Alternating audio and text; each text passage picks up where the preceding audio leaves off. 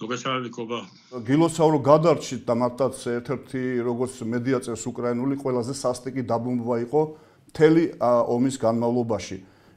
თქვენგან ახლოს იყო რამდენიმე აფეთქება, რა სახის იყო ზურაბ და რა შედეგი დაუტოვა ამ აფეთქებამ სარაკეტო იერიშმა ქალაქ ოდესას? პირველ რიგში მინდა ყველას მადლობა გადაგიხადოთ მის გამოხატვა თანადგომას უკრაინის მიმართ, უკრაინის ხალხის მიმართ ეს მართლაც რომ ძალიან გაზრდების გარეშე ნიშნობა დღეს ჩვენთვის. რაც შეეხება სარაკეტო დაბომბვას, 31 იანვარს იყო პირდაპირ იერიში ქალაქის ისტორიულ ცენტრზე, სადაც განლაგებულია ოდესის ყველაზე, ასე ვთქვათ, ლამაზი ძველი ისტორიული შენობები, პრაქტიკულად ყველა შენობა არის უკრაინის სახელმწიფოს დაცვის ქვეშ და ჩვენი შენობაც, რომელიც ასევე ისტორიული შენობა არის, ეპიცენტრიდან 100 მეტრში მდებარეობდა. თვითონ დარტყმა მიიღო ალბათ ბერუსის ვინც დაყოფია ოდესაში იცის სასტუმრო ბრისტოლი, ერთ-ერთი ყველაზე ულამაზესი შენობა ქალაქში.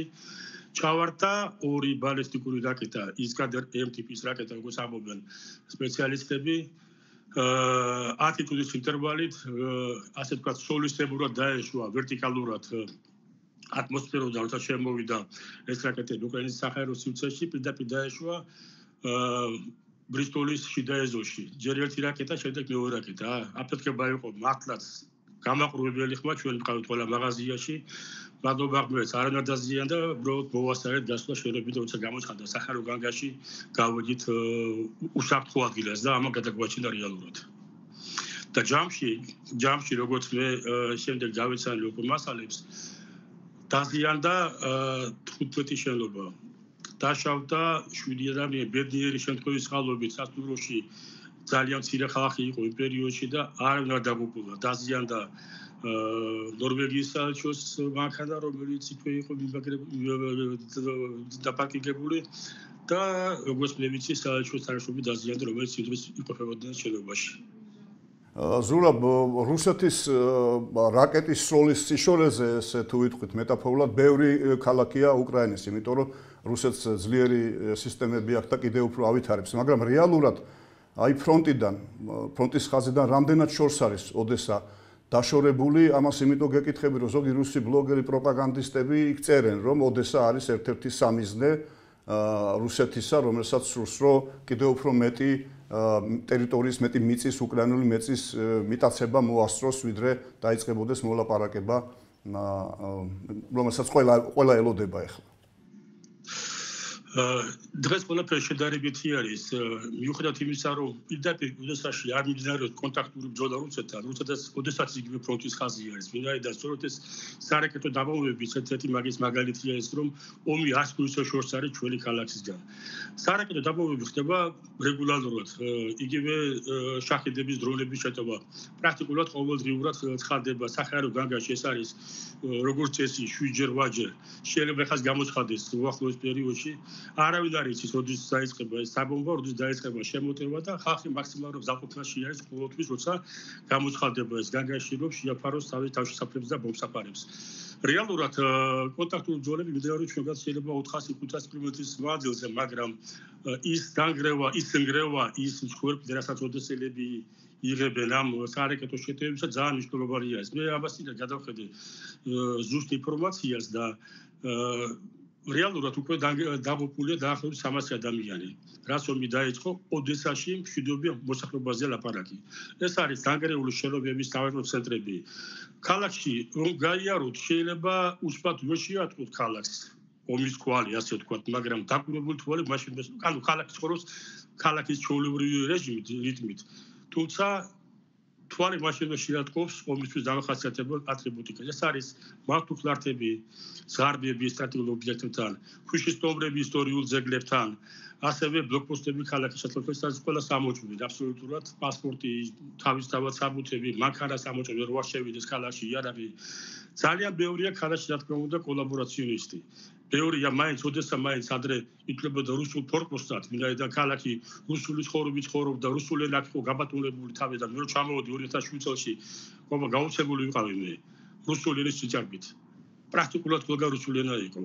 სახელმწიფო დაწესებულებებში, მაღაზიის აბრები, ფირნიშები, მედია, პრესა, ტელევიზია რუსული, ეკლესიაც რუსული. შესაბამისად ის გარდაცვალება, რაც მოხდა ამ ომის პერიოდში, ქალაქი გაუკაენულდა, ასე ვთქვათ. ყველაფერი გახდა უკაენული, მაგრამ რა თქმა უნდა ძალიან ბევრი კოლაბორაციონისტია ეს ქალაქის შიგნით და ის ხალხი, ვინც რუსეთს მოელის, ალბათ როგორც რუსების მახელების სული დახვდებიან, როცა რომ შემოუძენ ღმერთმა აქ რუსები აქ. ამიტომ ეს ხალხი რა თქმა უნდა არსებობს ძალიან ასე ვთქვათ კონტრა და ხისტად მუშაობს უკრაინის სპეცსამსახურები და ყოველგვარი ასე ვთქვათ გამოვლენილი ფაქტის შეცემის შემდეგ, ჩვენ შეიძლება ვერ ვიყოთ მოსახლეობა, მაგრამ ძალიან დიდი ასე ვთქვათ წლეხი არის რუსეთის მხრიდან ოდესაზე. ომამდე მე სტატისტიკას ჩავხედე ზოგადად. ოდესაში დაახლოებით მილიონამდე, თავისი აგლომერაციით მილიონამდე ადამიანი ცხოვრობდა. აი ამ 3 წლის განმავლობაში როგორ შეიცვალა დემოგრაფიული ვითარება, ახლა თქვენ ახსენეთ თქვათ იქ ეთნიკური, რელიგიური მომენტები. სხვა მხრივ როგორ შეიცვალა? არის თუ არა შიში მოსახლეობაში, რომ რაღაც შეიძლება მზადდებოდეს გარდაუვალი კატასტროფა იმის გავსი, რაც ღმერთმა დაიფაროს და ზოგიერთმა ქალაქმა განიცადა მაგალითად მარიუპოლმა, ან ახლა პაკროვსკის თავს ხდება. აი ასეთი განცდა თუ არის, თუ უფრო ოპტიმიზმი ჭარბობს. თავიდან, რა თქმა უნდა, ომის პირველ დღეებში იყო პანიკა, არავინ არ არაოდა არც ამ ომს და არც ამ ომის პირველი ეფექტი, როცა ჩვენ ყველა დავინახეთ სატელევიზიო კადრები, როგორ იბომებოდა ხარკოვი, როგორ ხდებოდა კიევის მასიური შეტევა, იყო პანიკა ქალაქში. დღეს მე გეტყვით, რომ აქ ცხოვრობს 3 წელია, 3 კი არა 10 წელია, მაგრამ 3 წელია ვუყურებ ამ ხალხის მართლაც გმირულ ეპოპეას და ხედავ, რომ ხალხი გამოიწვთო, შიში აღარ არსებობს, აღარც არსებობს პანიკა. არის მხოლოდ ერთი სურვილი, ერთ თავარი სურვილი ერთმანეთს გვერდში დაუდგნენ და ერთმანეთს დაეხმარონ ფრონტს. თითოეული ოდესელი დღეს იმით ცხოვრობს, რომ თავისი პატარა შემოსავლით და რაღაცა ნაწილი მაინც ფრონტს გაუგზავნოს და ასე დაუდგეს გვერდში იმ მებრძოლებს, რომლებიც საკუთარი სიცოცხლის ფასად იცავენ ქალაქის ქვეყნის ტერიტორიულობას და ჩვენს ასე ვთქვათ სიცოცხლესაც. და ზურაბ ერთ-ერთი მათგანი ხართ თქვენც, მოდი ეს უთხრათ ჩვენ ტელემაყურებელს, იმიტომ რომ მე რო წავიკითხე პოსტი, იქ ერთი ნაწილი იმ პოსტისა შემოვიტოვე შეკითხვისთვის. თქვენ წერთ ასეთ რამეს, რომ არაუშავს ყველაფერს აღვადგენთ და ისევ განვაგზობ ფრონტისტის დახმარებას. თქვენ ზურაბ კვაჭაძე, წარსულში დიპლომატი, საქართველოს გენერალური კონსული, ხართ კერძო ბიზნესით დაკავებული და ამის შესახებაც გვიამბეთ, თქვენ რას აკეთებთ ახლა და როგორ ეხმარებით ფრონტს, თქვენ როგორც ერთი მოქალაქე. ეს ჩვენი ვალდებულება არის. ჩემი წვლილი შეიძლება იმდენად დიდი არ არის, როგორც ხუები აკეთებენ ამას და მეთქი ქართულ დიასპორაზე, მათ შორის ვინც აკეთებს ამ დიდ დახმარებებს არიან ძალიან გამორჩეული ფიგურები ჩვენს დიასპორაში, რომლებიც აქ არიან არ დატოვეს ქალაქი, ბოლომდე უდგნენ ქვეყანას ხარში, ეკონომიკას ადლერებით თავიანთი საჭიროებით მუშაობებით და ასე თავისი პირადი შემოჭრილებით ეხმარებიან ფრონტსაც. ასეთები არიან ცნობილი მეღვინე, ვინც იცის ვაჟა იუკურიძე, ძალიან ეხმარება ფრონტს, ასევე შოთა ხაჯიშვილი, ცნობილი მეწარმე. მარტო შოთას მაგალითზე მე გეტყვით იმას, რომ ბოლო წლებში ამ ომის პერიოდში საკუთარი დააზოგებით 300-ზე მეტი მანქანა შემოიყვარა, მაღალი გამოვლობის მანქანა, რომლებიც დღეს ჰაერი ვიჩნდება წინახას მობილური გადაადგილებისათვის და ეს 300 მანქანა გაუგზავნა საკუთარი დააზოგებით ლაკების 300 მანქანა გაუგზავნა ფრონტს სხვა ადგილებში. ჩვენი მუშაობა ეს არის მიმართული სწორედ იმისათვის, რომ ეკონომიკა იმუშაოს და ჩვენი ასე ვთქვათ პატარა დახმარებებით დავეხმაროთ მებრძოლებს. ყოველ საჭირო არის, მიუხედავად იმისა, ძალიან დიდი ეხმარება არის დასავლეთიდან, ძალიან ეხმარება ევროპა, ევროკავშირი, ამერიკა, მაინც საჭიროება ძალიან დიდი არის ფრონტისთვის და ეს რა თქმა უნდა ყველა ჩვენი ვალდებულება არის. და ზურაბ მე ახლა ტელემაყურებელი არ მომცემს უფლებას და არ მაპატიებს უფრო ზუსტად რომ ეს შეკითხვა არ დაგისვა თქვენ, იმიტომ რამდენჯერმე ვახსენეთ რომ თქვენ იყავით წარსულში ძალიან ისეთი გამოსტილი დიპლომატი, გენერალური კონსული, მრავალი წელი იმუშავეთ როგორც სამხედრო დიპლომატიაში, ისე დიპლომატიაში და აღარ ახართ დიპლომატიურ სამსახურში. ქართულ დიპლომატიას გულისხმობ. რატო რა იყო ამის მიზეზი? დაიღალეთ დიპლომატიისაგან თუ იყო რაღაცა ისეთ შეუთავსებლობის მომენტები?